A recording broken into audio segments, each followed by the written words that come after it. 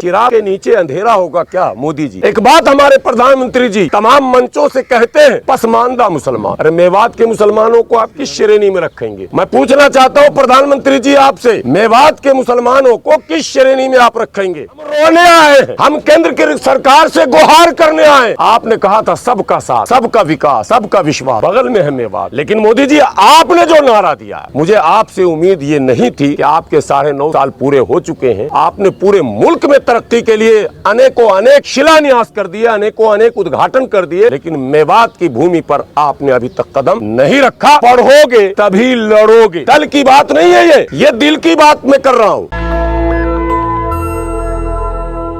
तो मैं अपनी ओर से बधाई देता हूं, धन्यवाद देता हूं और इनकी सोच की मैं तारीफ करता हूं। मैं कायल हो गया इन नौजवानों की सोच का कि वाकई जिसकी जरूरत इस मुल्क में थी, जिस मांग को लेकर मुल्क में तमाम लोगों को सड़क पर आना चाहिए था, बहुत पहले देर से उठाया गया। ये बहुत बेहतर कदम कहा जाएगा। बहरहाल सुबह का भूला अगर शाम को भी घर आ जाए तो उसे भूला नहीं कहते हैं। ये हमारी बदनसीबी रही इस मुल्क में कि हमने इस मुल्क के लिए, इस मुल्क के तामीर और तरक्की के लिए, इस मुल्क के निर्माण के लिए, इस मुल्क के विकास के लिए मेवात समेत मुल्क के तमाम लोगों ने बढ़ चढ़ कर हमेशा हिस्सा लिया।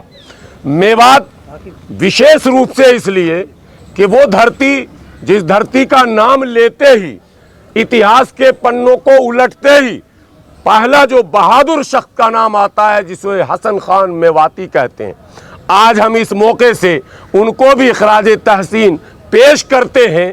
और वो नौजवान जो उनको आइडियल मानते हैं, मैं उन नौजवानों से कहता हूं कि पढ़ोगे तभी लड़ोगे।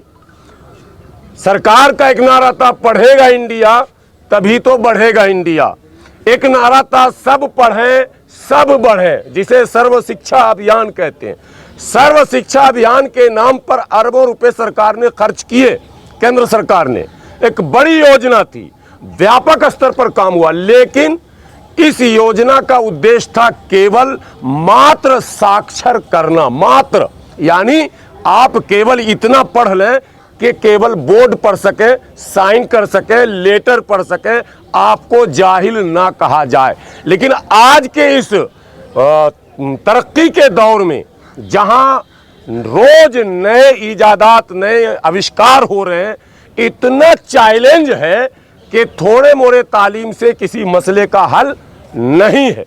आज टेक्नोलॉजी के दौर में मुकाबला है पूरी दुनिया में, उसमें भारत को विश्व गुरु बनना है।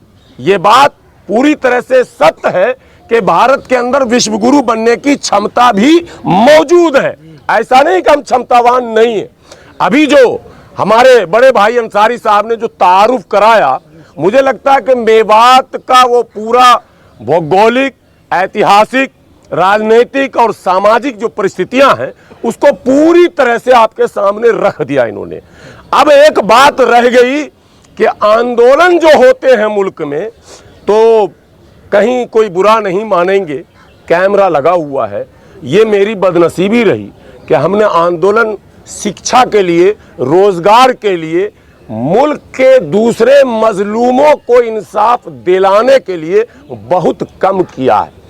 हमने जो आंदोलन किया है, हमने का मतलब, मैं अपने नौजवानों को कह रहा हूं, आप लोगों की बात नहीं, हमने मतलब हमारे रहनुमाओं ने, जिन तंजीमों को की रहनुमाई में हम अब तक चलते आए हैं सैकड़ों साल से, ये हमारी बदनसीबी रही। इस मुल्क में करप्शन के खिलाफ एक बड़ा आंदोलन यहीं से शुरू हुआ था और उस आंदोलन ने उस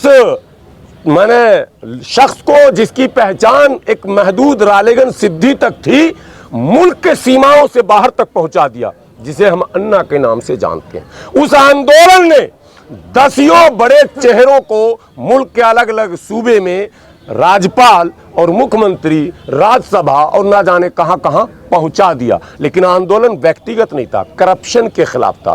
करप्शन मुल्क का मसला, हिंदू मुसलमान सिख ईसाई जैन पारसी आस्तिक नास्तिक अगड़ा पिछड़ा का मसला नहीं है। इसी तरह से शिक्षा मुल्क का मसला है। ये हिंदू मुसलमान सिख ईसाई जैन पारसी आस्तिक नास्तिक का नहीं है। पढ़ेगा इंडिया तो बढ़ेगा इंडिया। अब सरकार हमारे साथ नाइंसाफी अगर करती है तो सरकार मुल्क की मालिक होती है। माने कहावत है, बच्चा रोता नहीं है तो माँ दूध नहीं पिलाती है। तो हम यहाँ लड़ने, हम रोने आए हैं, हम केंद्र की सरकार से गुहार करने आए, हम आदरणीय प्रधानमंत्री जी से विनती करने आए हैं। आपने कहा था सबका साथ, सबका विकास, सबका विश्वास, बगल में है मेवात। ये चमकती दमकती दिल्ली और दिल्ली से सटे जिसको एनसीआर कहते हैं गुड़गांव, जिसको एशिया के लोग देखते हैं लालच भरी नजरों से, वो क्या शहर है साहब, क्या नहीं है वहां। लेकिन 10-20 किलोमीटर आगे जाने के बाद ऐसा लगता है कि किसी रेगिस्तान में हम आ गए। जबकि ये दिल्ली और गुड़गांव की चमक दमक में उसी मेवात का खून और पसीना शामिल है। यह सबसे बड़ी तल्ख हकीकत है। उसी मेवात के लोगों ने इस चमक को बढ़ाया। और मेवात के अंदर कोई यूनिवर्सिटी नहीं, मेवात के अंदर कोई बड़ा रेलवे स्टेशन नहीं है। रोजगार को भी समझिए, अगर कोई बड़ा रेलवे स्टेशन होता है तो वहां से रोजगार का सृजन होता है। कोई चीज का ऐसा विशेष रूप से आप देखेंगे, कोई बड़ी फैक्ट्री नहीं है। क्या है? पत्थर तोड़ने का काम, खदान का काम। और खदान का काम भारत के जिन जिन शहरों में है वहां 2 नंबरी काम होता है, पता है ना आपको। तो आपने 2 नंबरी काम छोड़ दिया तो हमारे बच्चे 1 नंबर कहां ढूंढेंगे? 1 नंबर के लिए आपने कुछ छोड़ा ही नहीं। कहा जाता वहां के लोग इतने मेहनतकश है जो पत्थर को तोड़कर मकान बनाने योग्य बनाते हैं, वो क्या नहीं कर सकते। अभी बता रहे थे अनीस अंसारी साहब, मुल्क का कोई ऐसा शहर नहीं है जहां इन मेवात के लोगों ने अपने हुनर का लोहा न मनवाया। ऐसा कोई शहर नहीं है, बल्कि बैरून मुल्क तक ये लोग ऐसे हैं जो इन्होंने अपने हुनर का, अपने फन का लोहा मनवाया। तो चिराग के नीचे अंधेरा होगा क्या मोदी जी? पूरी दुनिया जिसके हुनर का लोहा मानती है, अब वो दिल्ली के बिल्कुल करीब, उसको एनसीआर में होना चाहिए था, उसके तरक्की के रास्ते खुलने चाहिए थे, और आपने मेवात की तरफ ध्यान नहीं दिया। एक बात हमारे प्रधानमंत्री जी तमाम मंचों से कहते हैं, इधर कुछ शुरू ज्यादा हुआ है बोलना, और पिछले 15 अगस्त को लाल किला से भी उन्होंने कहा था पसमानदा मुसलमान। अरे मेवात के मुसलमानों को आप किस श्रेणी में रखेंगे? मैं पूछना चाहता हूं प्रधानमंत्री जी आपसे, मेवात के मुसलमानों को किस श्रेणी में आप रखेंगे? उससे ज्यादा पसमानदा मुसलमान कहां ढूंढने जाएंगे आप? एजुकेशन अभी बता रहे थे हमारे नौजवान, ड्रॉप आउट, जब दिल्ली में ड्रॉप आउट हो जा रहा है, 10वीं में ड्रॉप आउट का निकाल लीजिए डेटा और 12वीं में निकाल लीजिए डेटा, तो हमारे बच्चे तो दम तोड़ दे रहे हैं 12वीं में जाके। जो माशी हालत है, जो आर्थिक स्थिति है, तो आप सुदूर मेवात में, मैं सुदूर अब कह रहा हूं, है दिल्ली के बराबर में, लेकिन जाने के बाद आपको लगेगा नहीं कि दिल्ली बराबर में है। वहां जैसे कहावत है दिल्ली दूर है, तो मेवात जाने के बाद लगता है कि दिल्ली बहुत दूर है। कहां हम आ गए? कोई लगता अजीब, माने दुनिया से कटी हुई जगह, पूरा पहाड़ और पूरा जो है जंगल, और कहीं दूर दूर तक आपको सड़कें बिल्कुल टूटी फूटी। मैं अभी हाल फिलहाल भी गया था घाटवी का, मैंने देखा सारे सड़कों को। तो ये परिस्थितियां जो निर्मित हुई हैं, इसमें जो मौजूदा सरकार है वो भी और पिछली सरकारों ने भी मेवात के साथ भेदभाव किया है, ये कहने का हक कम से कम हमको है। पिछली सरकारों ने भी किया है, लेकिन मोदी जी आपने जो नारा दिया है, मुझे आपसे उम्मीद ये नहीं थी कि आपके 9.5 साल पूरे हो चुके हैं, आपने पूरे मुल्क में तरक्की के लिए अनेकों अनेक शिलान्यास कर दिए, अनेकों अनेक उद्घाटन कर दिए और अरबों अरबों रुपए के फंड दे दिए, लेकिन मेवात की भूमि पर आपने अभी तक कदम नहीं रखा। ना आपके किसी मंत्रियों ने वहां जाकर कोई बड़ा काम किया, ना आपने कोई पैकेज दिया। मेवात तो पैकेज की जगह बनी हुई है। जितनी रिपोर्टें बनी हैं, स्ट्रक्चर कमेटी की रिपोर्ट अंसारी साहब, रंगनाथ मिश्रा कमीशन की रिपोर्ट, कुंडू कमीशन की रिपोर्ट, सबने जो चिन्हित किया पिछड़ेपन में, उसमें स्पेशली मेवात का जिक्र किया। मेवात गए हैं, जस्टिस सच्चर स्वयं गए हैं। तमाम चीजें बताती हैं कि मेवात में काम की जरूरत है। बच्चे पढ़ेंगे, मुख्य धारा से जुड़ेंगे, देश के निर्माण में, विकास में आज चंद्रयान की चर्चा है, क्या हमारे बच्चे वैज्ञानिक नहीं हो सकते? जिन माने जगहों पर हालात अच्छे थे, वहां के बच्चे थे या नहीं उस टीम में? आप लोगों को पता है कि वहां के बच्चे टीम के सदस्य थे। तो जिनके घर में हालात ठीक है, वो बच्चों को दिल्ली रख कर पढ़ा ले रहे हैं, वो बच्चों को कहीं लाकर पढ़ा रहे हैं, लेकिन कि सबके साथ तो ये हालात नहीं है। 90% मेवात के लोग इस परिस्थिति में नहीं है। ज़्यादातर लोग गाड़ी चलाते हैं, ट्रक के ड्राइवर हैं, ज़्यादातर लोग वहाँ, कुछ लोग नौकरियों में, नौकरी का भी स्तर वहाँ बहुत कम है और रोज़गार के मौके ही नहीं है। जब इंडस्ट्री को आप डेवलप करेंगे नहीं तो रोज़गार कहाँ से मिलेगा? सब लोग दिल्ली का रुख करते हैं। दिल्ली में अगर स्पेस मिल गया तब तो वो सेटल हो गए और फिर उन्होंने अपने बच्चों को पढ़ा लिया। लेकिन जिसको स्पेस नहीं मिला, जो सेटल नहीं हो सका, उनके बच्चे बिल्कुल प्राइमरी और सेकेंडरी के बाद दम तोड़ दे रहे हैं। ये सच्ची बात है। और आज के युग में जहाँ यूनिवर्सिटियों का वादा खुद सरकार ने किया है कि हमें इतने यूनिवर्सिटी खोलेंगे, तो क्यों मेवात उसमें अछूता रहे?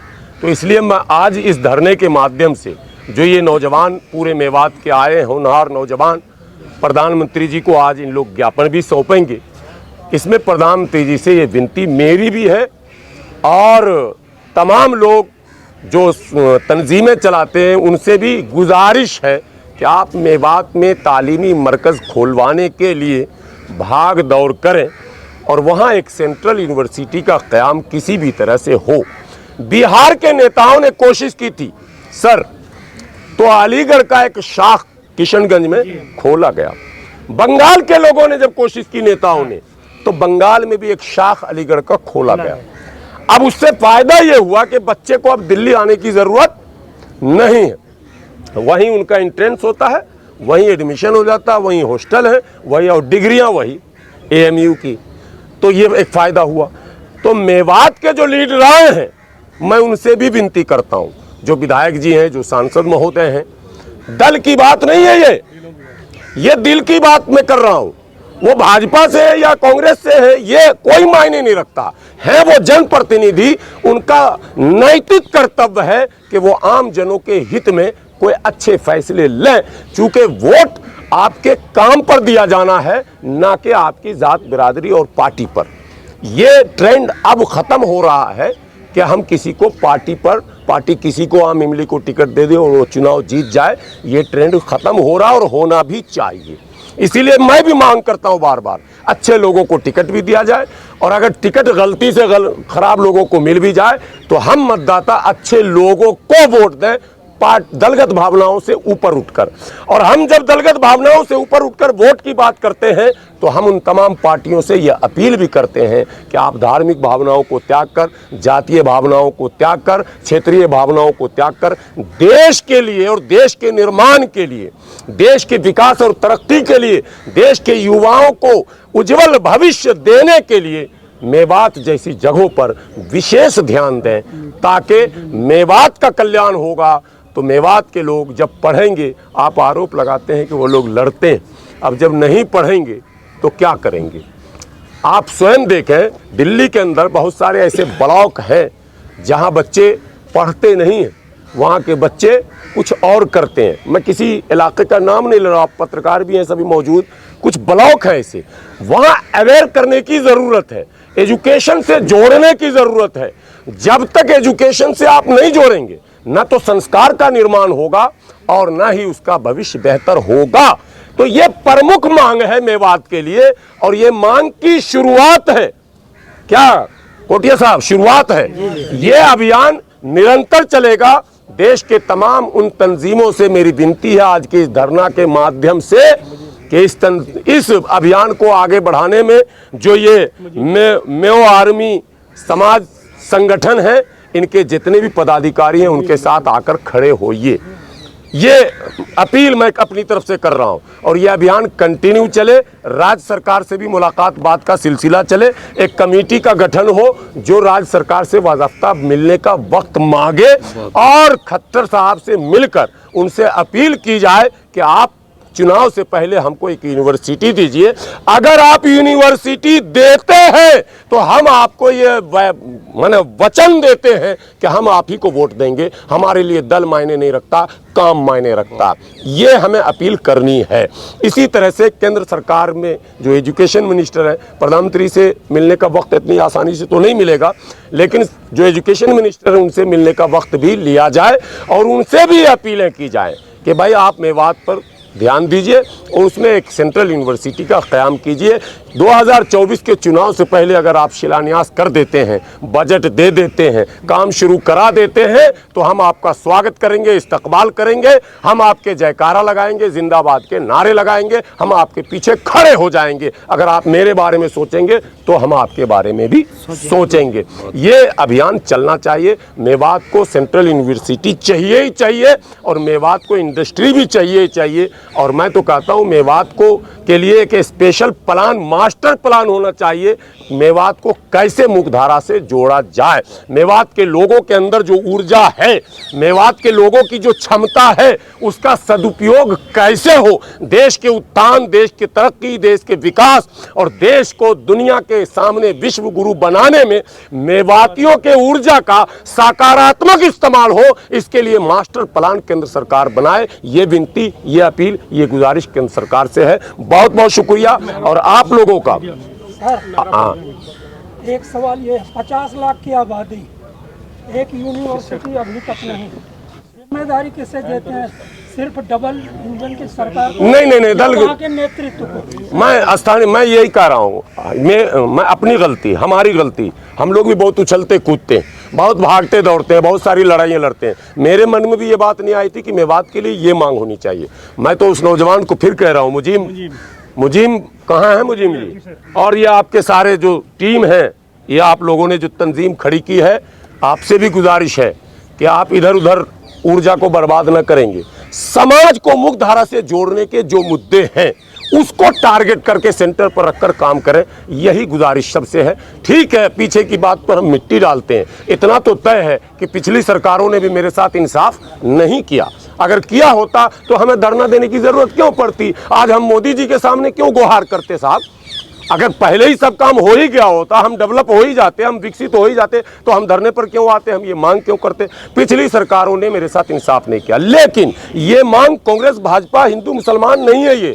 ये मेवात जो मुल्क का एक अटूट हिस्सा ही नहीं है, बल्कि मुल्क के तरक्की और विकास में जिसका खून और पसीना लगा है, जो इतिहास के पन्नों में हमेशा के लिए सुरक्षित है, जिसका नाम, वहाँ के अस्तित्व का भी सवाल है। और उसकी तरक्की भारत की तरक्की है, उसका विकास भारत का विकास है। इसलिए मेवात के अंदर सेंट्रल यूनिवर्सिटी का होना बहुत जरूरी है। एचआरडी मिनिस्ट्री को कोई ज्ञापन? बिल्कुल, ज्ञापन तैयार है, सारे ज्ञापन लिखे गए हैं और सारा ज्ञापन इंशाल्लाह लोग देंगे। ठीक है, हमारी मांगे पूरी करो, मेवात यूनिवर्सिटी की मांग पूरी करो, मेवात यूनिवर्सिटी की मांग पूरी करो, मेवात यूनिवर्सिटी की मांग पूरी करो, हमारी मांगे पूरी करो, हमारी मांगे पूरी करो। नेशनल दस्तक की आपसे गुजारिश है कि अगर इसको बचाना चाहते हैं तो नेशनल दस्तक को सब्सक्राइब करने के लिए रेड कलर के सब्सक्राइब बटन को दबाएं, फिर बेल आइकन की घंटी दबाएं। नेशनल दस्तक को बचाने के लिए बहुत जरूरी है कि हर खबर को शेयर करें, लाइक करें, कमेंट जरूर करें।